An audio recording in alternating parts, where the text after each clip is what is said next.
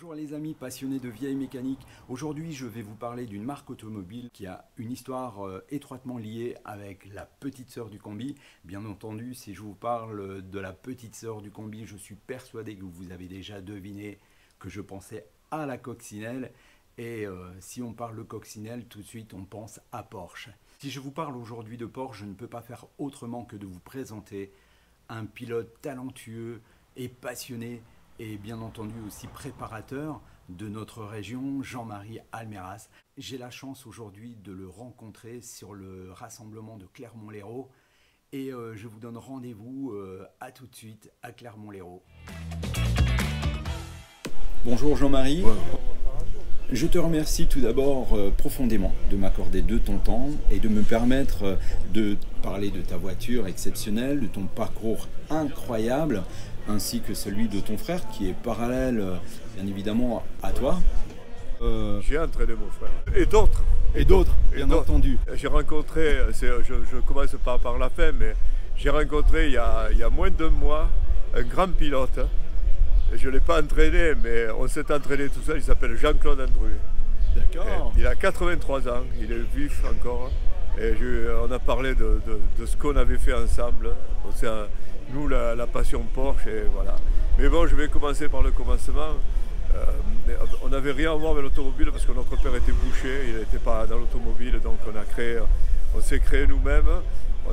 Évidemment, j'ai entraîné mon frère, mais tout jeune déjà, j'ai eu la chance d'avoir un professeur de technique qui m'a laissé construire le Montcart dans l'atelier de technologie. Et lui, pendant ce temps, le week-end, il construisait une voiture qui deviendra plus tard ma première voiture que j'ai terminée, qui était la barquette à moteur Renault. Le garage n'existait pas encore à ce moment-là. Et donc, les premières heures, ça a été le karting. Et j'ai tout jeune, moi j'avais 16 ans, 17 ans. Mon frère en avait 12. Je lui ai construit un kart pour lui à 12 ans. Donc, évidemment, que dès qu'il a pu, il est venu travailler avec moi. Et bon, alors pourquoi on est devenu Porsche? Vraiment non, on n'avait rien à voir avec Porsche, mais il y avait Renault, puisque la barquette était équipée de moteurs Renault. Et il y avait Peugeot qui était dans le cœur de nous, il est toujours aujourd'hui, puisque maintenant on a une agence Peugeot à Montpellier. Mais voilà, on n'avait rien de Porsche, mais ni Renault ni Peugeot à cette époque-là, aux années 60, fin des années 60, on a voulu de nous en tant que préparateur, alors on s'est tourné vers Porsche. Quelque part, c'est pas plus mal. Non, c'est pas plus mal, parce que ça fait 55 ans que ça dure. Donc, en plus, c'est la chance qui a voulu, c'est que c'était le début de la 911. Évidemment, la 356, on l'a vu, mais on n'y a pas beaucoup travaillé dessus. Mais c'était le début de la 911, du 6 cylindres. Et donc, on a connu évidemment toutes les heures de la 911. À partir de 1968, on s'est vraiment intéressé à Porsche d'abord on a fait le critérium de Célé, on a terminé premier régional avec la 911. Il a fallu attendre 10 ans pour être consacré un petit peu. C'est 10 ans après, 78, on a gagné avec Jean-Pierre Nicolas le rallye de Monte-Carlo, le plus grand rallye dans le monde. Donc c'était la consécration. Porsche nous a félicité, Monsieur Porsche nous a remis, Ferry Porsche nous a remis une médaille parce qu'on était un préparateur privé qui avait réussi à gagner au milieu des usines. Les usines, c'était la consécration. Et en même temps, comme nous étions fans et toujours aujourd'hui de course de côte, nous avons gagné le championnat d'Europe de la montagne en 78, le premier. Donc c'était la grande année de nous. On a traversé toutes les périodes de Porsche en tant qu'indépendant, que nous sommes toujours aussi, mais maintenant étroitement liés avec Porsche parce que évidemment les victoires ont amélioré les situations. Nous avons même gagné le championnat des marques en 1988 alors que nous n'étions pas une marque, c'était la marque Porsche Almeras qui battait Renault, Peugeot, Citroën, Audi, etc., BM. Et grâce notamment au maire de Montpellier, Georges Frêche, qui n'est plus là, mais qui nous a aidés, nous avons porté les couleurs du M de Montpellier. C'est quand même bien. Évidemment, il y a des sociétés comme comme Éminence qui nous a aidés, qui est toujours sur ma voiture aujourd'hui, par passion et par mémoire, mais aussi Pierre Martinet, le traiteur intraitable, qui est aujourd'hui aussi fidèle depuis plus de 20 ans des frères Almeras et qui nous aide, qui est passionné aussi comme nous de l'activité automobile et qui évidemment participe aux courses comme moi je participe toujours aujourd'hui. Mon frère, lui, il a été un peu plus raisonnable. Il y a quelques années, il se consacre à la direction de la société. Il me supervise. Mais moi, comme je ne suis pas raisonnable, j'ai continué à courir. Et j'ai gravi encore l'échelon européen. Il y a quelques années, j'ai gagné le championnat d'Europe.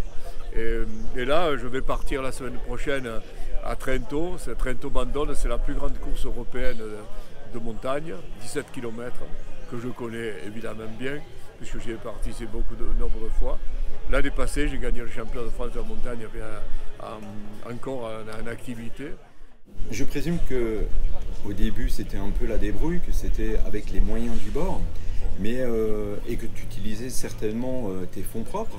Mais est-ce que tu avais quand même des sponsors pour financer ton projet ? Non, la première année, comme on avait des Renault, on a vendu les Renault qu'on avait, on avait un petit peu d'argent, on est parti avec une remorque à Paris.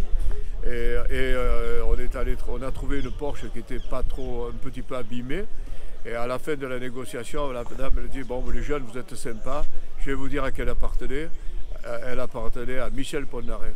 Et c'est Christophe qui courait avec. Et c'est Christophe qui l'avait abîmé. Notre voiture vient. Alors vous voyez, le showbiz, c'est un petit peu aussi notre vie. Parce qu'après, plus tard, quelques années après, Johnny Hallyday est venu nous voir. Il voulait nous acheter la 935, évidemment qu'on ne pouvait pas la lui vendre, de toute façon ce n'est pas une voiture de tourisme, de grand tourisme de route, ni rien du tout. Il a dit c'est pas grave, un jour tu me la feras essayer, on la lui a fait essayer, et un jour il a eu sa Porsche Almeras, Johnny, et évidemment c'est un grand souvenir parce que c'est un être humain et très près des gens. Est-ce que tu connais le nombre exact de tes victoires ? Et je sais qu'il y en a beaucoup. Alors ce que je connais aujourd'hui, grâce à un journaliste qui s'appelle Jacques Privat, qui vient d'écrire le deuxième tome Porsche Almeras qui est sorti il y a 6 mois. Donc il m'a dit, Jean-Marie, avec la 935, tu as fait 250 courses. 250. Alors combien de victoires j'ai eu? Pas 250, mais pas loin. Parce que j'ai rarement été battu. J'ai été battu, mais parce que la victoire elle a de valeur que si on est battu. Si on est toujours gagnant, j'ai été battu évidemment. Mais après, j'ai fait aussi des rallyes. Mon frère en a fait plus que moi, mais j'ai fait des rallyes. J'ai fait le Critérium de Cévennes, j'ai fait aussi du circuit. J'ai la chance d'avoir fait 8 fois les 24 heures du Mans. Donc 3 fois avec la Porsche 962, c'est non une 911, mais un sport prototype. Et la fois la plus mémorable pour nous, c'est quand les Lunaudières étaient encore d'un seul trait, il n'y avait pas de chicane, et il y avait un radar, et nous avons été chronométrés à 375 km à l'heure. Il faut bien le dire. Et comme j'avais un ami qui est toujours en vie, qui s'appelle Jean-Louis Schlesser, je lui ai fait une voiture d'ailleurs à Jean-Louis, qui était pilote Mercedes, il m'a dit Jean-Marie, vous n'étiez pas assez rapide. Moi, j'ai fait 400 km à l'heure. Alors évidemment, ces chiffres-là, c'est fini. Parce que si ça avait continué, ça fait plus de 20 ans, aujourd'hui, les voitures, elles s'envoleraient. D'ailleurs, elles se sont envolées, les Mercedes. Nous, on a eu la chance de ne se pas envoler. Mais on a fait quand même 375 km à l'heure. Pour nous, c'est un grand souvenir. Et nous avons fait 8 fois les 24 heures du Mans. Donc une fois, nous avons la meilleure place, c'est 15e. Déjà de terminer, c'est bien, mais en plus 15e. Et nous avons fait le championnat du monde des voitures de sport avec la 962. Il nous a vu courir au Canada, au Mexique, en toute l'Europe. Il n'y a que le Japon qu'on n'a pas fait. Et nous avons terminé 12e au championnat du monde. C'est une de nos plus grandes victoires. Parce que 12e dans le monde, c'est pas mal. C'est beau. En tout cas, félicitations. Grand souvenir. On ne peut que être admiratif devant ton parcours exceptionnel. Mais dis-moi, qu'est-ce que ça fait de faire rêver les gens avec les voitures que tu crées? Oui, moi je suis heureux que les gens partagent ma passion et que je l'ai communiquée à d'autres et que je la vis avec eux. C'est la continuité. Je ne suis pas seul. Évidemment que nous avons des collaborateurs, nous ne sommes pas seuls. Mais enfin, je vois que ça ça a fait boule de neige. Et on est démarré tout seul il y a 56 ans, et regardez 56 ans après, la passion elle est toujours là, il n'y a rien qui a changé. L'âge il est là, mais si on avait réellement l'âge de nos artères, on ne serait pas là. Oui, tout à fait. On va parler maintenant de la voiture avec laquelle tu es venu aujourd'hui. C'est un exemplaire bien évidemment unique. Est-ce que c'est la voiture avec laquelle tu roules le plus souvent? Si on peut dire le plus souvent, c'est-à-dire pas beaucoup, parce que je fais encore de la compétition automobile qui me prend beaucoup de temps. Parce que la saison, l'année dernière, j'ai fait 15 courses. J'allais gagner pratiquement autant. Cette année, j'en suis à 5. Je m'en vais la semaine prochaine faire un championnat d'Europe, Trento Bandone, en Italie. Donc celle-ci, mais j'ai un grand plaisir de rouler avec parce que c'est la dernière génération AR, mais cette voiture elle a revu un style différent. J'ai voulu lui faire rappeler la GT1 de Porsche, qui est moteur central, celle-ci un moteur porte-à-faux arrière. Et après je me suis décidé de la dessiner, de la faire. Elle m'a coûté 2000 heures de travail. 2000 heures de travail. 2000 heures de travail, c'est-à-dire 14 mois. Et donc, après, voilà. C'est un moule carrosserie que tu as confectionné. Ah oui, absolument. Oui. C'est un modèle unique qui a été fait à l'unité. Je ne l'ai pas fait pour la commercialiser. Je l'ai fait pour le plaisir et pour ma passion de la voiture. Et évidemment, de la Porsche évidemment, en particulier. Et voilà, très content qu'elle soit encore là, plus de 20 ans après. La voiture a été top chopée, donc le toit a été rabaissé. Le pare-brise il est d'origine, mais il a été incliné. C'est-à-dire qu'il est basculé de 10 degrés.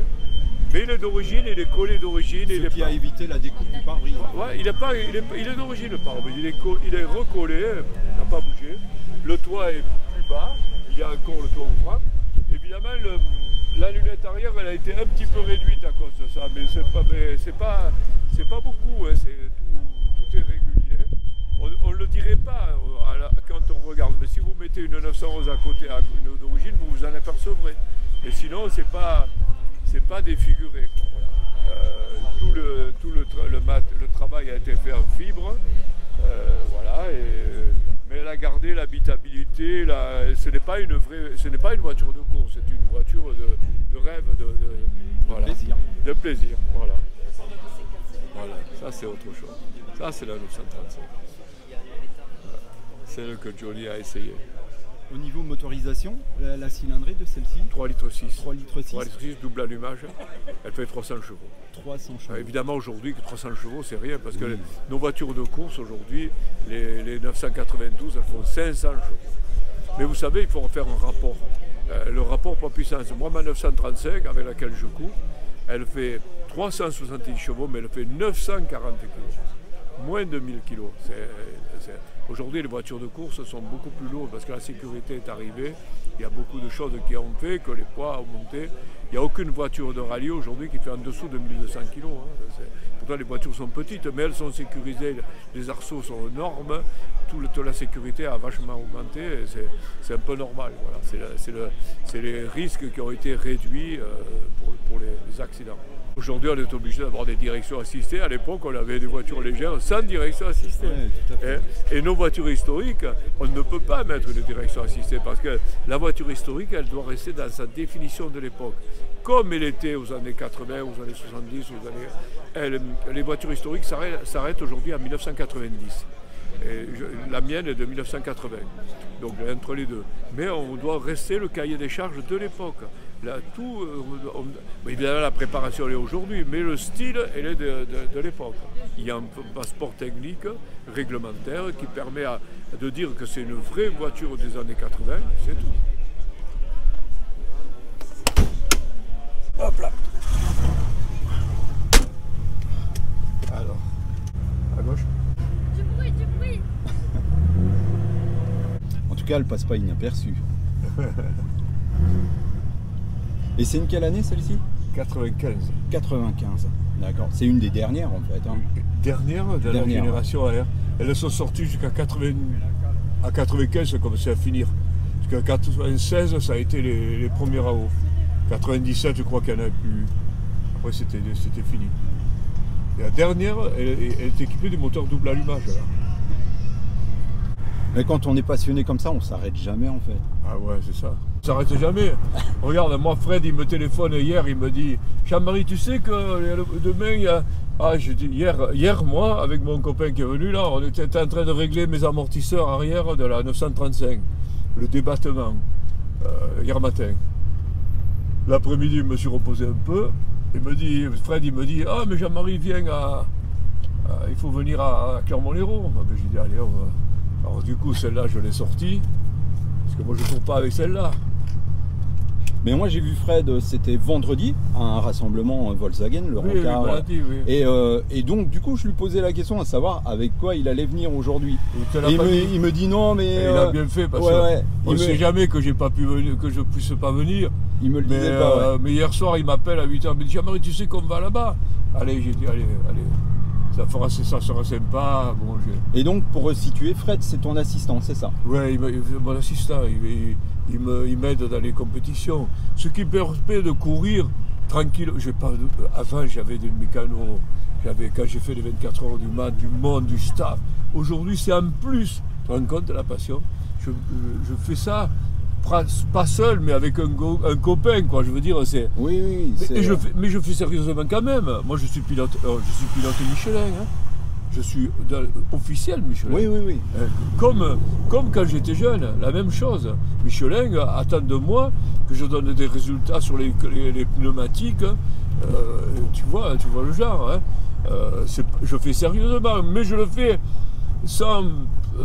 tranquillement. J'ai un camping-car, la remorque, ma 935 derrière, Fred qui vient, ma femme quand elle peut venir, elle vient, voilà. Je suis pas obligé de courir, j'ai fait ma carrière, mais après c'est une addiction. On a un manque, après on peut pas s'en passer. Je me vois pas en train d'arrêter aujourd'hui, de me dire ah mais il s'est mis là. Ben, juste là, ici. Là. Bon, je vais me mettre là. Voilà, comme ça. En tout cas, Jean-Marie, je te remercie profondément. C'était très généreux de ta part. Ça ne me coûte pas plus. Hein. Non, je me doute bien. Bon, mais sincèrement, tu viens de faire rêver un enfant, encore une fois. Comme j'ai l'habitude. Un grand merci. Mais avec plaisir. À très bientôt en tout cas. Mais vraiment, merci à vous. Après cette superbe rencontre avec Jean-Marie Almeras, qui nous a vraiment fait l'honneur de sa présence sur notre rassemblement de Clermont-Lérault. Donc retour en images pour pouvoir observer, admirer toutes ces belles voitures comme tous les mois, comme on a l'habitude de voir tous les premiers dimanches du mois. Alors surtout, n'oubliez pas de vous abonner à la chaîne YouTube et n'oubliez pas aussi le 1 et 2 juillet, le grand bouchon de la Nationale 9 et tout le bureau est en effervescence. Là, c'est la dernière semaine avant le bouchon. Et donc, vous imaginez bien que ça va être exceptionnel. Donc, n'oubliez pas cette date. Je pense que la majorité d'entre vous sont déjà inscrits. Et dépêchez-vous si ce n'est pas le cas, parce qu'il ne reste pas beaucoup de place. Alors, moi, je vous donne rendez-vous le 1 et le 2 juillet à Clermont-Lérault pour le grand bouchon de la Nationale 9. À très bientôt.